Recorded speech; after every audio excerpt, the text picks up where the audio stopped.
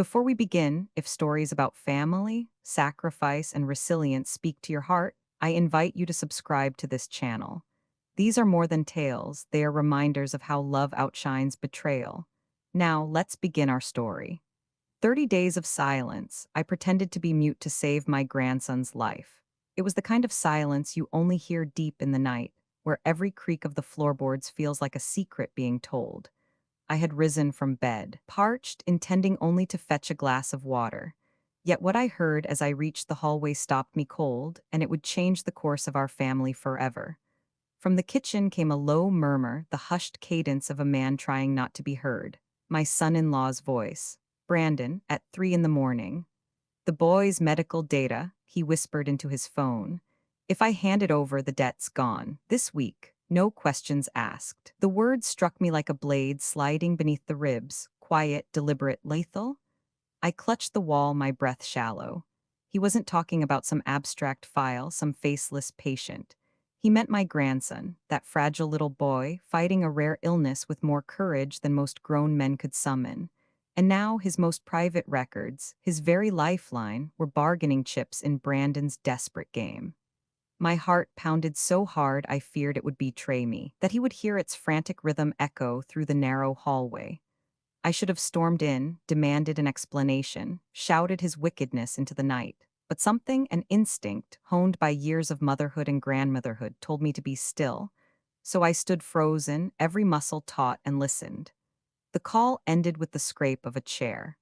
I darted back toward my room, moving as silently as I could, my mind ablaze with the enormity of what I had heard. Back in the safety of my room, I sat at the edge of the bed, water glass trembling in my hand, though I had never made it to the kitchen.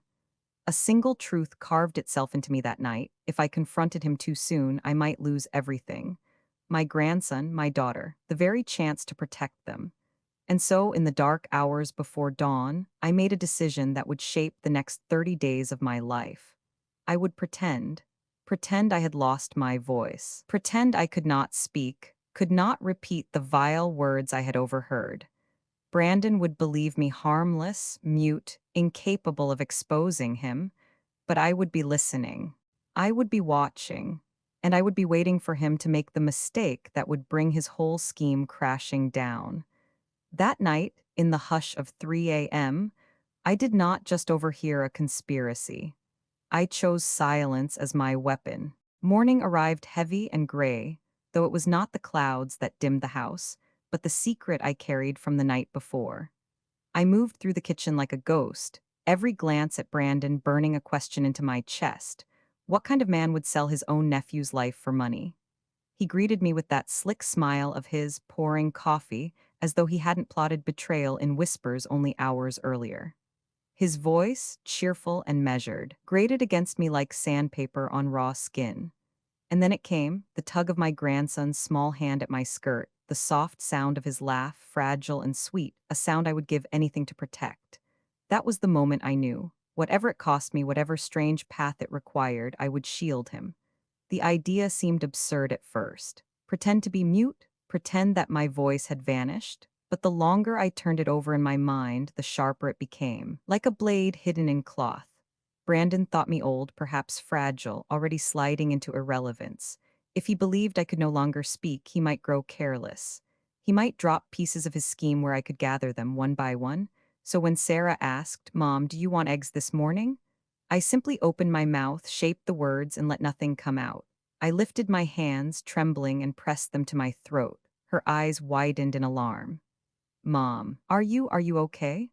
Brandon, ever the actor, leaned forward with false concern. "Oh dear, perhaps it's her medication. Loss of speech can happen with confusion, can't it?" He spoke to Sarah but watched me measuring. I kept my face blank, frightened. I wrote a shaky note, no voice, just this morning. Sarah fluttered around me, panicked, searching her phone for emergency numbers. Brandon laid a calming hand on her shoulder. "Let's not overreact, sweetheart. It could just be temporary. Let's observe for a while." His tone dripped with practiced assurance, but I caught the flicker in his eyes, something between relief and opportunity. And just like that, the mask settled. For the rest of that day, I did not utter a single word. I sipped my tea in silence, answered questions with nods or scribbles, let Sarah believe worry while Brandon began to relax. He spoke freely, too freely, muttering about schedules and paperwork as if my silence were confirmation that I no longer mattered. By evening, he left a folder carelessly on the counter, believing I was too distracted to notice. I saw hospital letterhead poking out. My hands itched to reach for it, but I waited. Silence, I realized, was more than absence. It was a net, drawing in every careless mistake he made. The fear gnawed at me, yes. My throat ached with the urge to scream the truth. But each time my grandson's frail body leaned against mine, I remembered why I had chosen this path. For him, I would bear the burden of silence. For him, I would play the part of the mute grandmother, until the day came when silence itself would be the trap that caught the liar. The second morning of my silence felt like stepping onto a stage where the play had only just begun. Every gesture mattered, every expression had to be deliberate. My voice, once the anchor of our household, was gone by choice, and in that void, Brandon grew bold. He strutted through the kitchen, humming while riffling through papers, as if my muteness had transformed me into background furniture. Sarah hovered near me, her eyes clouded with worry. "Mom, if this doesn't get better, I'll take you to the doctor," she murmured. I only nodded, scribbling a shaky "I'll be fine" on the pad I now carried everywhere. She kissed my forehead, too tired to question further, then rushed off to her hospital shift. When the door closed behind her, the house shifted. Brandon exhaled, long and satisfied, like an actor dropping his mask after a performance. He gathered a thick folder from the counter and slid it into his briefcase. I caught a glimpse, hospital seals, charts, pages thick with medical data. My grandson's name was scrawled in the header. My stomach clenched. I lowered my gaze quickly, feigning disinterest, though inside my blood thundered. He glanced at me, smirking. "No need to worry, Margaret. Some paperwork for the insurance. Complicated stuff you wouldn't understand." His tone was syrupy with condescension, as though explaining colors to a blind woman.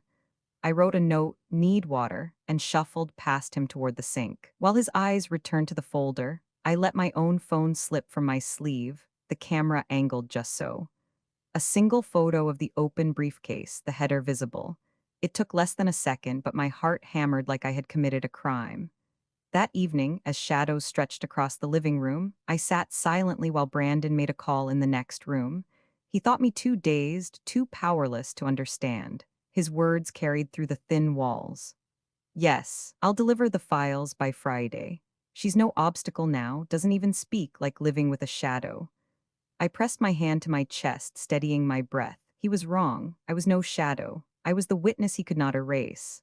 Later that night, when my grandson stirred in his sleep, I sat beside his bed, watching his small chest rise and fall. I brushed a curl from his forehead, whispering silently with my eyes what my lips could not. "I will not let him take you. I will not let him win." The clues were small, fragile things. Snapshots, overheard words, papers glimpsed in the corner of my vision. But in my silence, I was weaving them into a net. One day soon, that net would tighten, and Brandon would find himself ensnared in the very web he believed invisible. The hospital had always been a place of healing for me, a sanctuary where white coats meant safety and order. But that afternoon, when Sarah asked if I could accompany her to pick up some test results, the corridors felt different.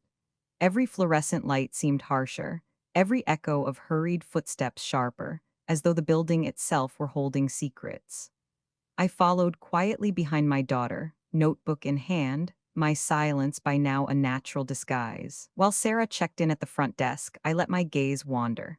Across the hall, through a window in a door marked medical records authorized personnel only, I saw him, Brandon. He wasn't supposed to be there, yet he stood with a clipboard in hand, speaking in low tones to a tall man in a dark suit.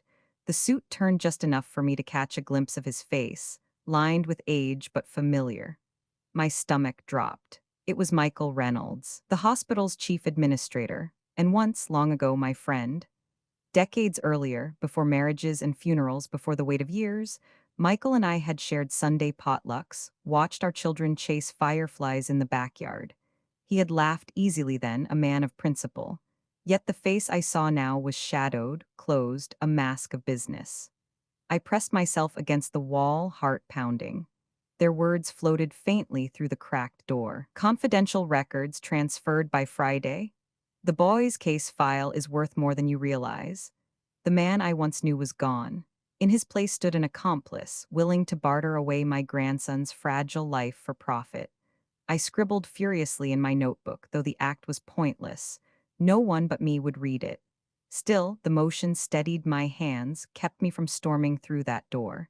If Brandon saw me, the ruse would collapse. My silence would be broken too soon. Sarah returned, papers in her hands, her face tired but trusting. Mom, let's go. I'll explain these results at home.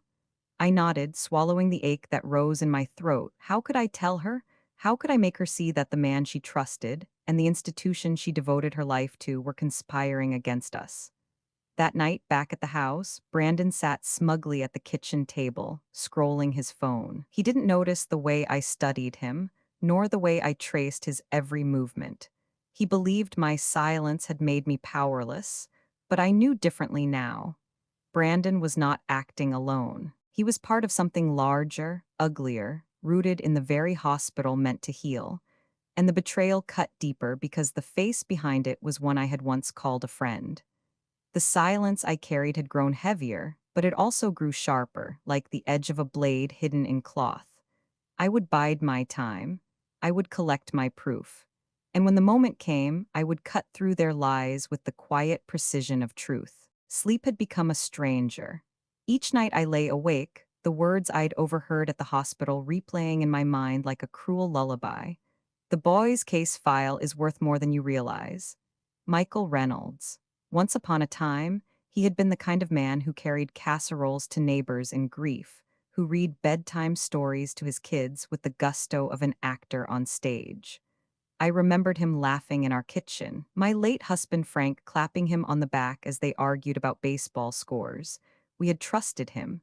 We had loved him like family. Now, he was a man who trafficked in the sickness of children. Brandon had left early that morning, briefcase in hand, muttering something about errands.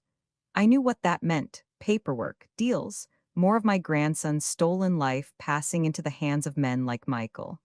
When Sarah departed for another long hospital shift, I slipped from the house with my notebook tucked under my sweater.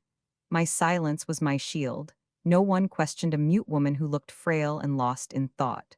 I walked straight into the cafe across from the hospital, the same cafe where Michael used to meet Frank for pie on Fridays. And there he was, sitting at the corner table, his suit immaculate, phone pressed to his ear. I slid into a booth behind him, lowering my eyes to the menu I did not read. My ears sharpened. Yes, Friday at the latest, he murmured. The records are clean. The trial sponsors will pay handsomely. Confidentiality is absolute. My pen scraped across paper. Trial sponsors pay handsomely. For a moment, grief threatened to overwhelm me. This was the man who once helped me fix a broken fence, who danced with my daughter at her wedding. How had he drifted so far from the man I remembered? When he hung up, he sighed and rubbed his temples. I almost pitied him, almost. Then he opened his briefcase and my pity vanished. Inside, I saw folders stamped with patient numbers, their corners worn from too many hands. I saw the faint edge of my grandson's name on one of the tabs. My fingers clenched so tightly around my pen that it cracked. The sound startled him. He glanced over his shoulder. For one breathless instant, our eyes met. Recognition flared in his face. Surprise, then guilt. Then something colder: calculation. He nodded politely, as though I were nothing more than a harmless old acquaintance. Margaret, he mouthed, no sound leaving his lips. I lowered my gaze, feigning the fragile confusion of a woman lost in her own mind. Let him believe it. Let him think I was too broken to understand. But inside me, a quiet fury burned. I had seen enough to know the truth. Brandon was not the architect, only the errand boy. The real design belonged to Michael Reynolds, a man who once ate at my table and now plotted to steal my grandson's very breath. As I left the cafe, my hands trembling against the cold air, one vow echoed in my silence. I will not let an old friend's betrayal become my grandson's death sentence. The days that followed blurred into one long performance. Morning light, evening shadows, each hour a stage where I played the role of the mute grandmother. To the world, I was frail, a woman losing her grip, but inside, every nerve was sharpened, every heartbeat a drum of defiance. Sarah hovered over me, worry etched into her face. Mom, maybe we should schedule a specialist, she whispered one night, brushing my hair back like I was a child. I wanted to hold her, to tell her the truth, to shout that her husband was selling her son's future. But my silence had become my weapon. Breaking character now would mean losing everything. So I only squeezed her hand, eyes heavy with a sadness she mistook for illness. Brandon, on the other hand, grew careless. My muteness emboldened him. He left documents scattered on the table, receipts from late-night meetings stuffed into the trash, even text messages flashing across his unlocked phone as he paced the kitchen. He would glance at me, smirk, and mutter things under his breath, worthless, delusional, believing my ears were as powerless as my tongue. But I heard, oh, I heard everything. One night, when the house had sunk into silence, I crept into the living room. My grandson's inhaler sat on the table beside a crumpled folder. I opened it with trembling hands. Inside were photocopied lab results, dosage notes, and a cover sheet stamped confidential pediatric trial. And there, in bold type, my grandson's name. My vision blurred. I pressed the paper to my chest as though clutching it could shield him from their greed. I wanted to scream. I wanted to storm into Sarah's room and shake her awake to beg her to see the truth. But then I looked down the hallway, saw the soft glow of my grandson's nightlight spilling from under his door. He slept curled on his side, his little chest rising and falling, each breath a fragile miracle. That sight steadied me. For him, I could bear this silence. For him, I could play the part of the voiceless fool while the villains around me grew arrogant. On the 13th day, Brandon slipped. He spoke too loudly on the phone, believing me lost in my confusion. His words cut through the walls like knives. Reynolds says the sponsors will pay triple if we deliver the data before the board reviews it. Friday night, it's all set. Friday night, a deadline, a noose tightening around my grandson's throat. I pressed my back against the wall, eyes closed, forcing my breath into steady rhythm. Panic would do nothing. Rage would do nothing. Silence, patience, that was my only path. By the 20th day, the act had begun to eat at me. My throat ached with unshed words. My hands cramped from scribbled notes. My soul longed to unburden itself. But each time despair rose, I remembered Frank, my late husband, leaning across the kitchen table years ago, telling me in that steady detective's voice, "Predators always get sloppy when they think they're safe." I would make them feel safe. On the 30th night, I sat alone by the window, the house dark, the air heavy. Brandon's laughter echoed from the other room, smug and certain. My grandson coughed softly in his sleep, the sound twisting my heart. And there, in the quiet, I swore an oath to the boy who trusted me more than anyone. I may be silent, but I am not powerless. My silence is the storm you cannot see. And when it breaks, it will drown every lie, every betrayal, every man who thought I was nothing but a shadow. The house had never felt so small, so suffocating. Every tick of the clock was a reminder. Friday was coming.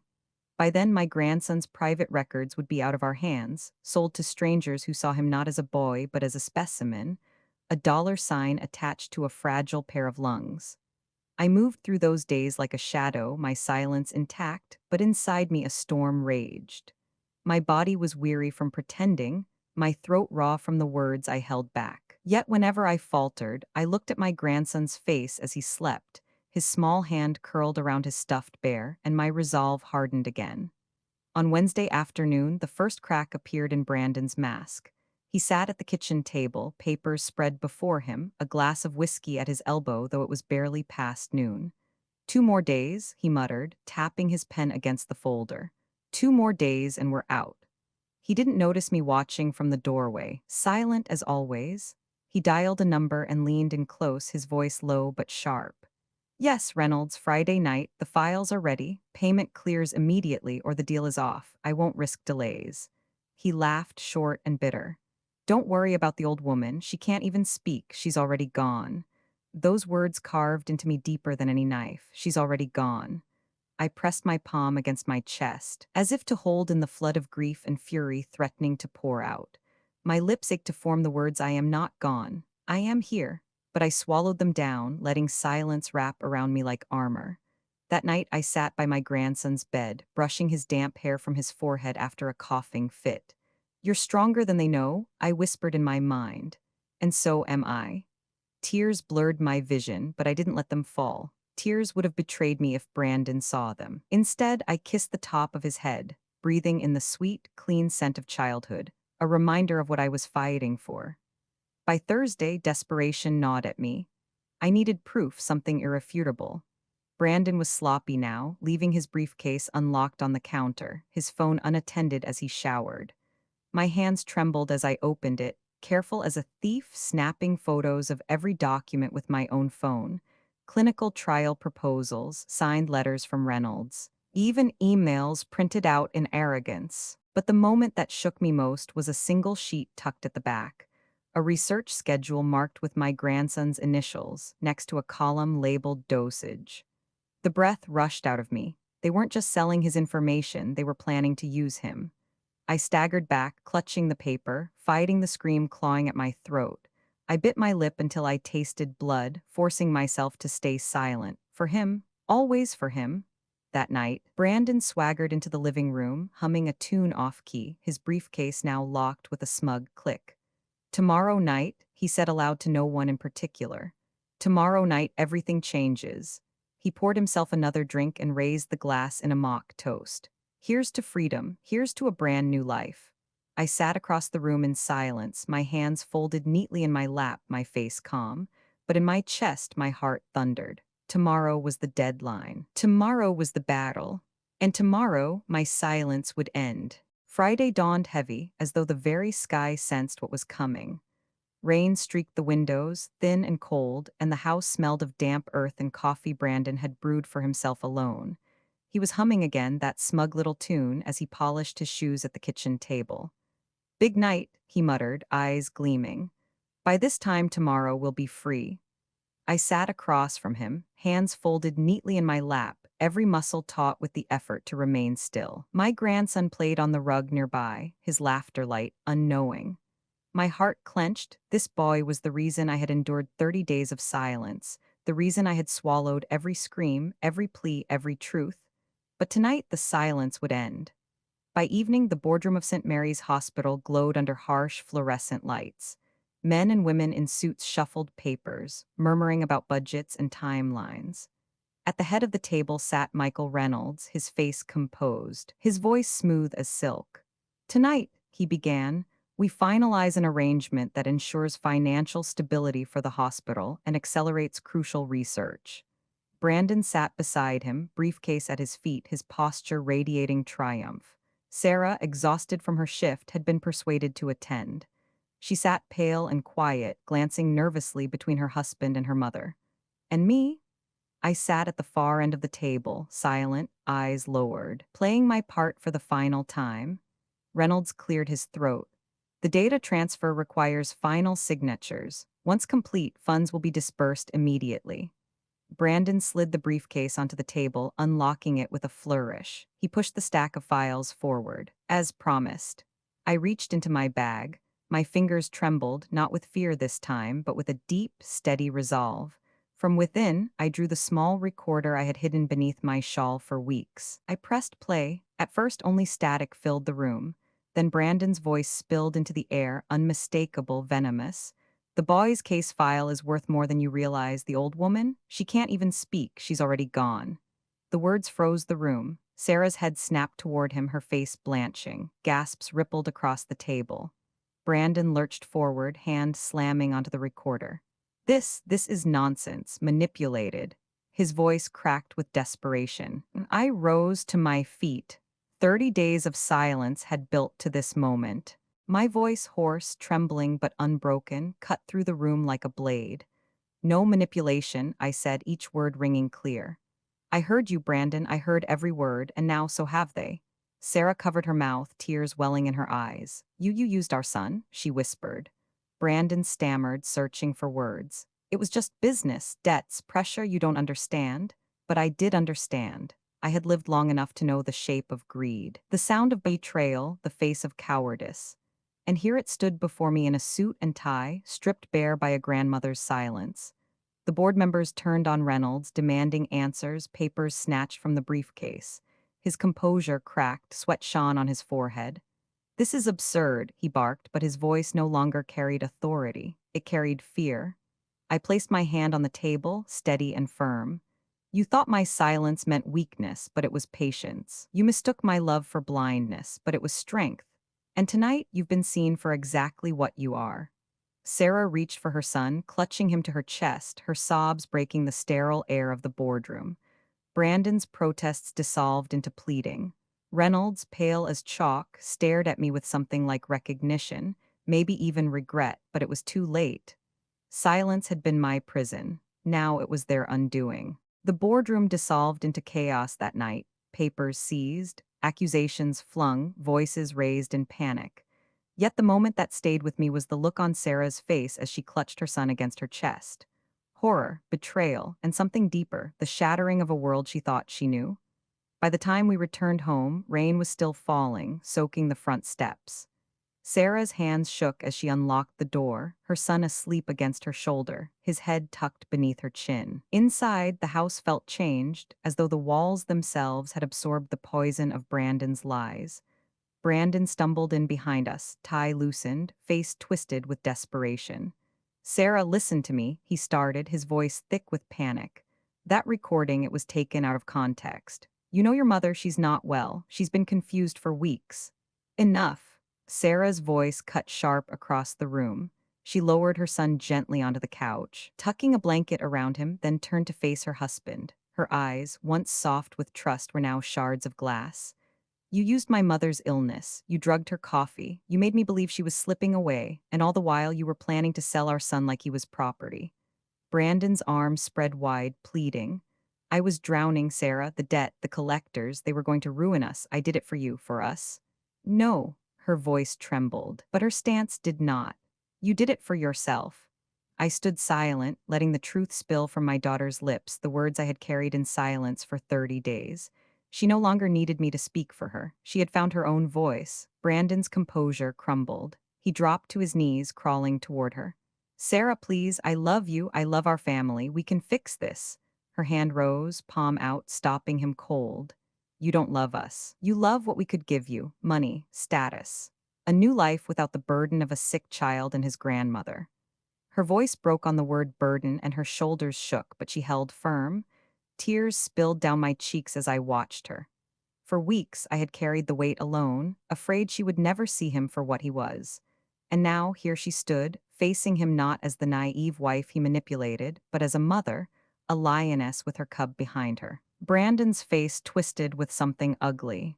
"You'll regret this," he spat, rising unsteadily. "You think you can raise him alone. You think you can survive without me?"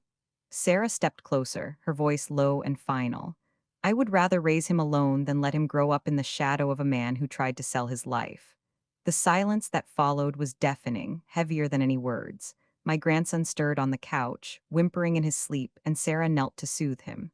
Brandon stood frozen, defeated not by police or courts, but by the simple, unflinching truth. When the knock came at the door, the flashing lights spilling through the curtains told us it was over. The police stepped inside, voices steady, hands firm.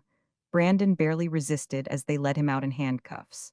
His protests fell flat in the air. "It was for us, you'll see, I was right." The door shut. The night was quiet again, save for the patter of rain.